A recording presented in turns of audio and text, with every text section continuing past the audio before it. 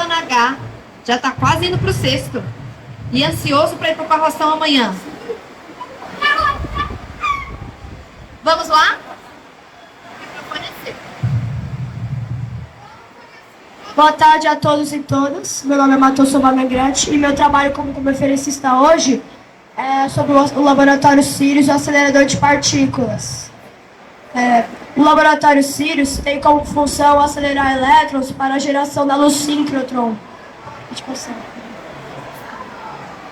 Não, antes. Ele está localizado na cidade de Campinas, no interior de São Paulo. Ele é o único da América Latina e no hemisfério sul só existe outro acelerador de partículas com o mesmo objetivo que o Sirius, mas o Sirius é mais moderno e desenvolvido. O Sirius faz parte do Centro Nacional de Pesquisa em Energia e Materiais, ou CNPq.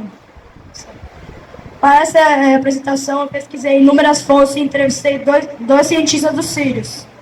A doutora Ana Carolina de Matuzeri, que é formada em Biofísica, Física e Química, e o Dr. Júlio Kreginski César, que fez Física em São Paulo.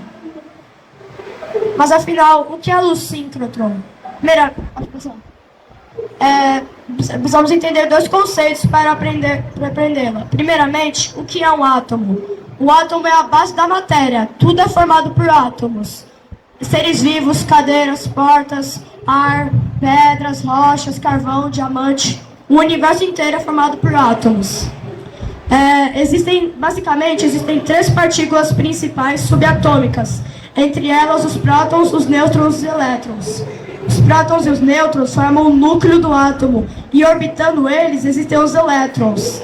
Este é o modelo atômico de Schrödinger, mais aceito pela comunidade científica, pois nele é possível observar os elétrons orbitando em camadas, formando uma nuvem de elétrons. Pode passar. O segundo conceito é o de espectro eletromagnético. E Davi, a luz é uma radiação. A radiação vai variar do comprimento da onda, e existem ondas mais compridas, como as de ondas baixas, rádio, micro-ondas, e ondas muito, muito menores, como as de raio-x e raios gama. Como tem aqui no arco-íris do centro, essa é a radiação que forma a luz visível, a luz que nós conseguimos ver. Não, Walter. O espectro eletromagnético vai das ondas baixas até os raios gama, mas a luz síncrotron só vai do infravermelho, da luz visível, do ultravioleta e dos raios X. E dentro deles existem vários tipos de infravermelhos, ultravioleta e raio-x. Eles estão presentes muito no nosso cotidiano, como o ultravioleta, que queima a nossa pele, mas nós não podemos ver.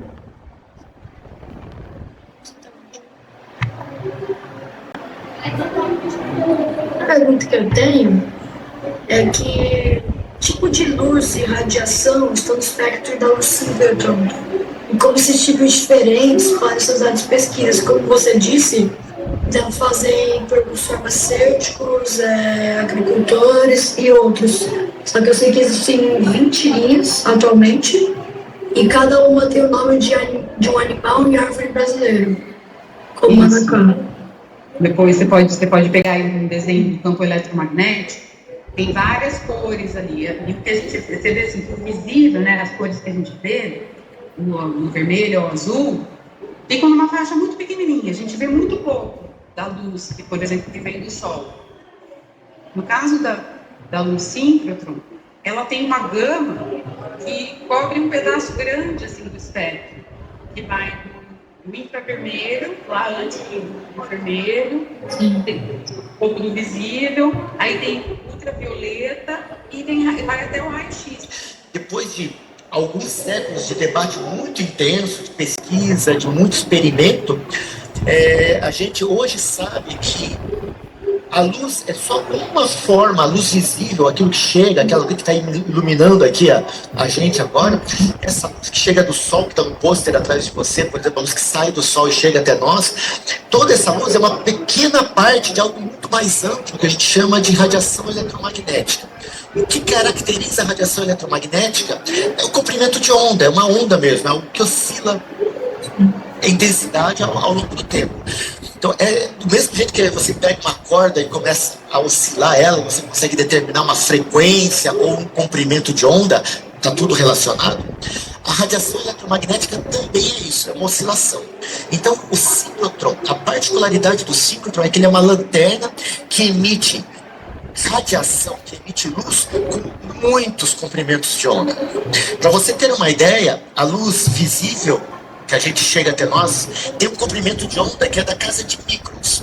Se você pegar um fio de cabelo seu, dividir lá a espessura dele em umas 20 partes, você vai ter mais ou menos o comprimento de onda da luz visível, que é micron. Perfeito? Só que existe radiação que tem comprimento de onda maior. A gente conhece algumas delas, por exemplo, o infravermelho. Né? O raio-x ela tem comprimento de onda menor. Os que têm comprimento de onda maior são o infravermelho, a radiação que sai de celular, tá certo? As ondas de rádio, em geral, as ondas do Wi-Fi, que devem estar aí na sua casa também, que devem estar na sua escola. Todas essas radiações, tudo isso é radiação eletromagnética com comprimento de onda bem maior. Por exemplo, no caso do Wi-Fi, o comprimento de onda é da ordem de 10 centímetros, mais ou menos. E daí tem o que você falou, o raio-x, que está do outro lado da luz visível, são comprimentos de onda bem menores. Então, comprimentos de ondas menores que da luz visível, a gente tem o ultravioleta, que queima a gente do sol, né? Que quando você sai do sol, o que queima você é ultravioleta. Tem o raio-x, que é o raio-x quando você vai no dentista, quando você quebra um braço, tem que fazer uma radiografia. O raio-x ainda de menor comprimento, daí quase tudo a partir daí a gente chama de raio-x ou raio gama, dependendo da fonte, mas é tudo, a natureza é a mesma. Este é o esquema do funcionamento dos aceleradores do laboratório Sirius. Primeiramente, eles vão acelerar os elétrons, mas a gente precisa de liberar os elétrons. Este trabalho é dado ao canhão de elétrons, que vai aquecer uma liga metálica, no caso um tungstênio, um tipo de metal. E assim, uma vez que liberados, eles vão ser direcionados ao acelerador número 1, chamado de acelerador linear, pois segue uma linha reta. Neles, eles já vão receber a primeira aceleração e vão ser jogados já meio diagonalmente, para não colidirem, para o segundo acelerador, chamado de booster ou acelerador injetor, pois continuamente ele vai injetar esses elétrons para o acelerador número 3. No booster número 2, ele vai alcançar, ele já tem uma forma circular, e os elétrons eles vão dar 600 mil voltas a cada segundo. E continuamente ele vai injetar esses elétrons no terceiro acelerador, chamado de anel de armazenamento ou acelerador principal. Nele os elétrons vão alcançar velocidades quase com a velocidade da luz. E essa velocidade é chamada de velocidade relativística. É importante lembrarmos que os elétrons são muito sensíveis ao eletromagnetismo. Assim, em todo o percurso tem cerca de 1.500 eletroímãs que eles vão ter o trabalho de atrair esses elétrons e desviar a sua trajetória. Assim, sempre que isso acontece, há a emissão da luz síncrotron. E é aí que vai o nosso ponto do número 4, as estações de pesquisa ou linhas de luz. A gente tem que lembrar que o síncrotron só emite uma parte do espectro eletromagnético, que vai do infravermelho até os raios-x. E por isso existe um instrumento chamado monocromador. Mono de cromador de cor, uma cor. Porque as linhas de luz elas vão trabalhar num tipo específico de radiação ou em vários tipos específicos de radiação. Por isso, nele, ele filtra esse tipo necessário de radiação e manda para as estações de pesquisa para que essa luz síncrotron seja incidida em materiais para que eles possam estudar a sua estrutura. Se você explicasse o funcionamento do laboratório Sirius, desde o aquecimento da liga metálica para a liberação de elétrons até a emissão da luz síncrotron.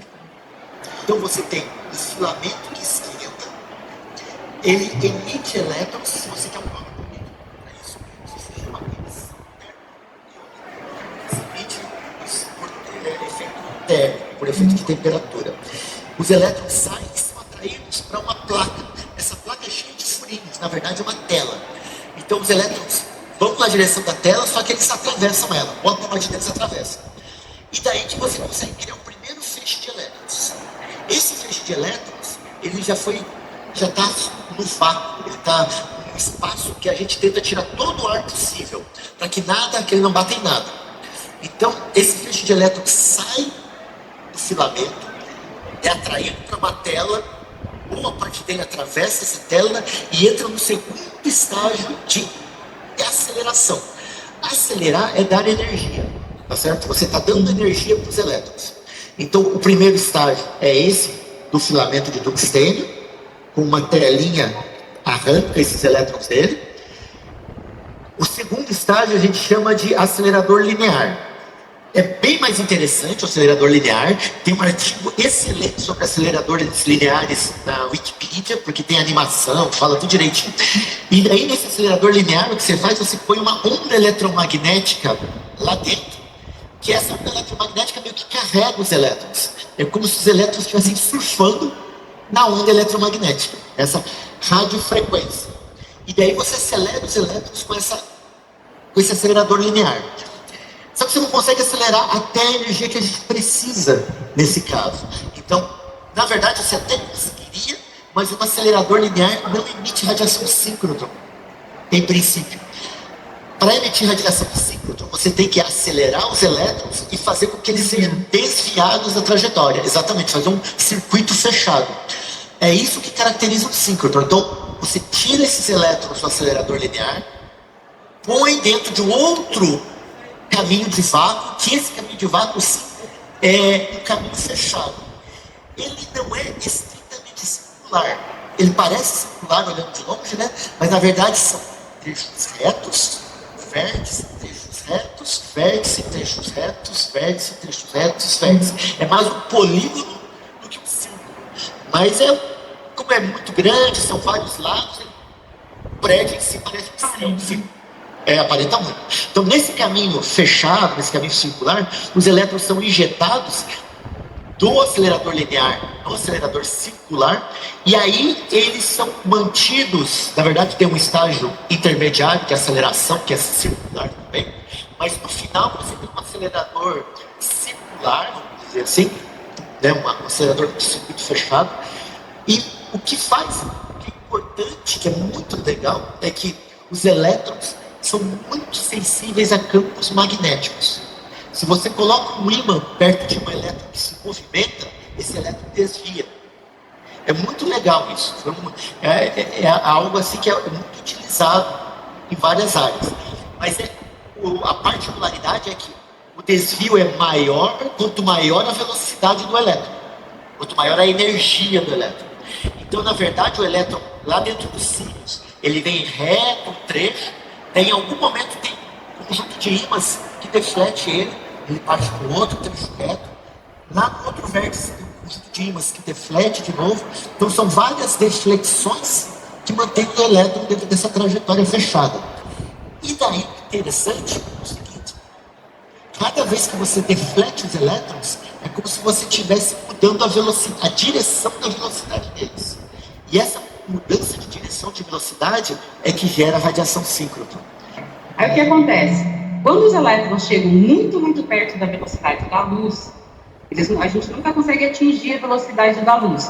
Mas quando eles estão lá no 99,9999%, acho que uns 5 noves da velocidade da luz, começa a acontecer essa emissão de radiação que tem, quando eu falei para vocês, se a gente pegar uma carga e fizer ela fazer um movimento circular, ela vai começar a emitir no campo eletromagnético. Quando eu estou muito perto da velocidade da luz, que o nome chique é regime relativístico, essa emissão não é para todo lado. Essa emissão começa a ser na tangente, e um feixe bem fininho. Então, quanto mais rápido os elétrons vão, mais fininho é esse feixe que eu tenho da radiação eletromagnética.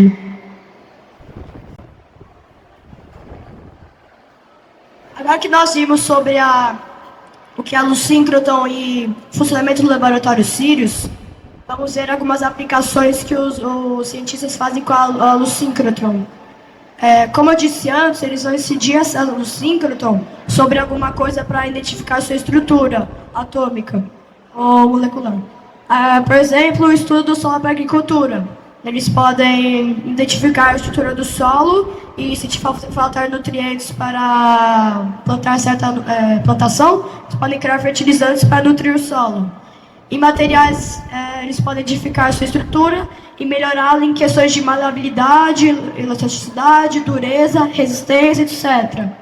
Em medicamentos, eles podem identificar a estrutura molecular de algum vírus e criar um remédio que reaja com essas moléculas para modificar a sua estrutura molecular, fazendo com que ele vire o vírus inofensivo ou destrua esse vírus.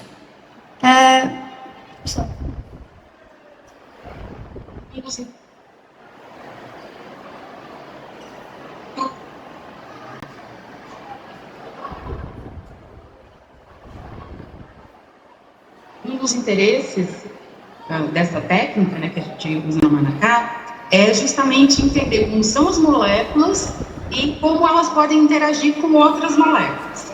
Então, pega esse pensamento. Estava sempre trabalhando com como são as moléculas, né? E quando a gente pensa em remédios, quando a gente toma um remédio, o remédio é uma moléculazinha. Normalmente é uma molécula pequena que clima no comprimido.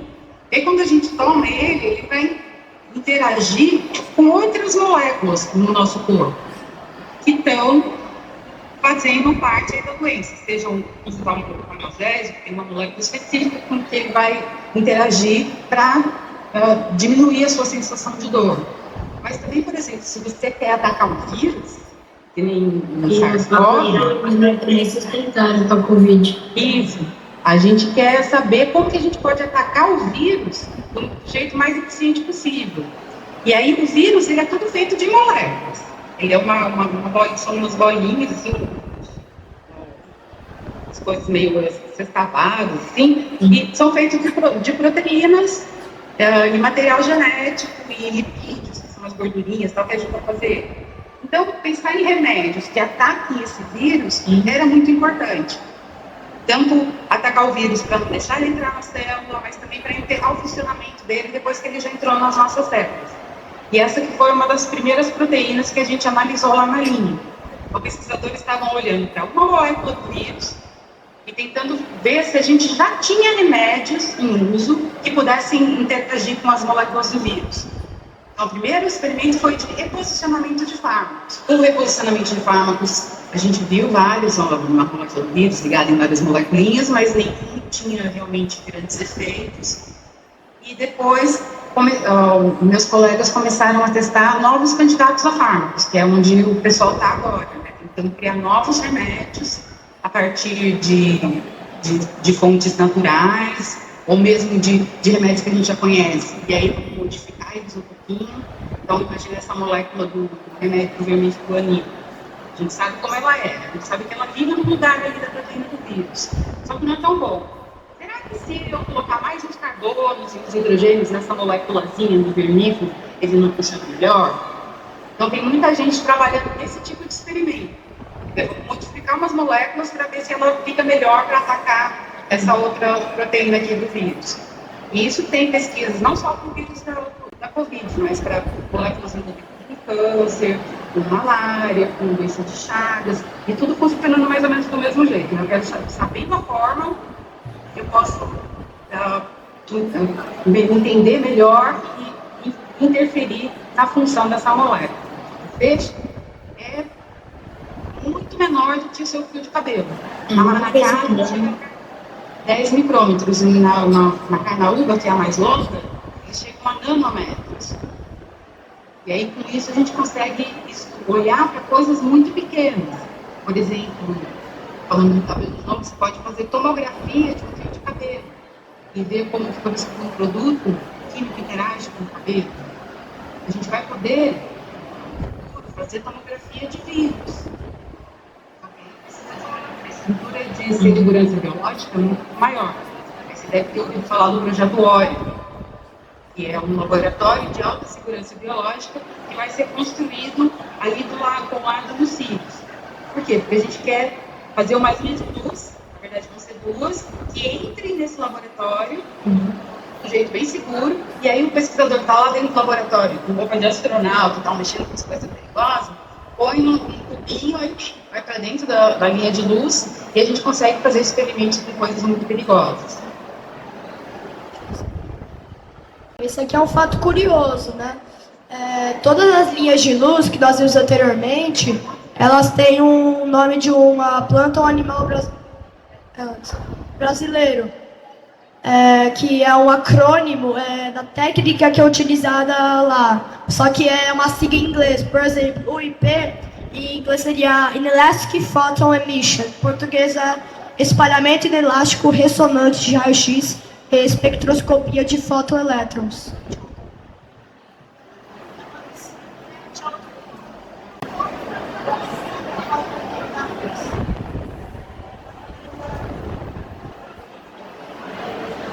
Os diretores na época começaram a fazer um brainstorming para pegar nomes brasileiros aí da fauna, da flora brasileiras, para nomear as linhas. Mas aí, os nomes, né, que em Manacá, são acrônimos para a técnica que é feita lá. Então, por exemplo, tem a linha IP, só que o IP e E significa Inelastic Photon Emission.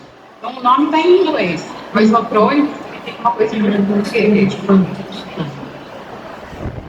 Não, né? Cada uma estilo, eles estão sempre pensando, sempre gosta de fazer piadinha, gracinha, né? Então a gente também gosta de achar esses nomes bonitinhos. Só mais uma coisa, a gente recebe visitas de escolas. Vocês podem, os professores podem entrar em contato com tanto no CNP, no Assessoria de Comunicação, também a gente também recebe escolas, normalmente às quintas-feiras, recebemos de 40 pessoas, normalmente a gente apresenta hino e aí leva as pessoas para visitar os sítios. Eu vou mostrar para a escola que tem a ciência aberta, que todo aluno da escola pode visitar. E a gente pode ver se consegue. Então, muito obrigada. Bastante coisa no canal do CNP. Dentro do canal do se você procurar no CNP, no YouTube CNP, vai ser o canal do CNP. E dentro do canal do CNP tem diversos canais individuais para cada. Lembrando que o CNP não é só ensino, nós temos vários laboratórios nacionais de biotecnologia, de nanotecnologia, biorrenováveis, tem aí a Escola de Ciência. Então, cada um dessas instituições dentro do CNP tem muito a oferecer também. Como nós não pudemos colocar a entrevista completa, nós colocamos o resto das entrevistas no YouTube. É só apontar o celular para o QR Code e aprecie uma hora de ciência sobre acelerador de partículas com o Júlio e a Ana. Muito obrigada e apreciem o Ginista Jardim Experience.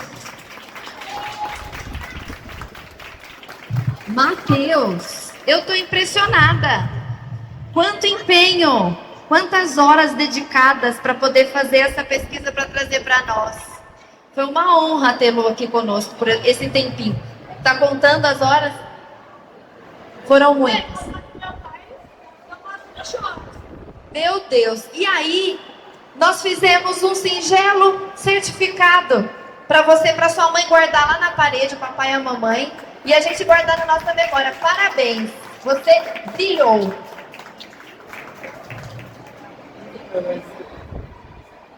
Vamos tirar uma